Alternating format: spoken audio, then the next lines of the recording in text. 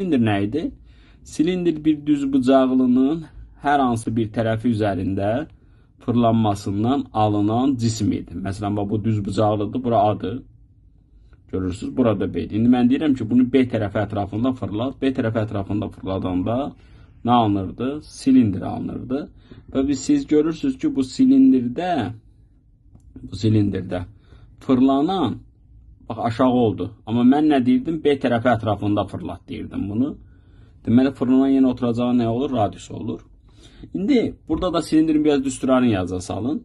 Silindirin oturacağı sahəyə görə düsturarını yazıram. Oturacağın sahəsi pi r kvadratı idi.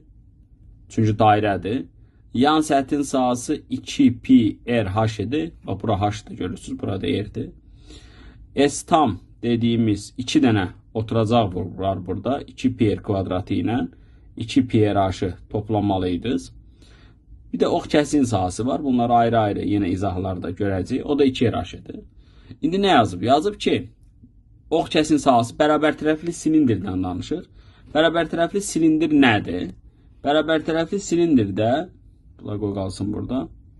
Ox kəsiyi bərabər kvadrat olan silindirdir. Ox kəsiyi nədir? Yuxarıdan da bunu diametr boyunca kəsirsən, aşağıdan da diametr boyunca kəsirsən və bunu bu ABCD dördbucaqlısını yapışdırırsan bura. Və buna deyirlər ox kəsiyi. Və silindirin ox kəsiyi bu olur. Bunu sizə sıfırdan izah edib göndərmişəm. Buna ox kəsiyi deyirlər. Ona görə ox kəsin sahəsi 2 r h-a vururduq. Olurdu nə? 2 r h. İndi bərabər tərəfli silindir o deməkdir ki, ox kəsiyi kvadrat olsun. Deməli, bərabər tərəfli silindir nə imiş? Ox kəsiyi kvadrat olan silindir imiş. Niyə bu götürmədi? Əla. Yəni, bax, sahə 16-dırsa bu kvadratın, onda bunun tərəfi kvadrat olduğuna görə nədir? 4, 4. Amma fikir verin, bura 2 r-dir. Yəni, 2 r 4-dür, amma h nədir? 4-dür. Onda r-imiz nədir? 2-dir. İndi nə indir tap? Tam səthin sahəsini. S tam da orada yazmışam 2 pi r h. 2 pi r 2'dir, h da 4'dür. Üstə gəl 2 pi r kvadrat. 2 pi vurulsun 2'nin kvadratı. Bunu hesablayırsınız.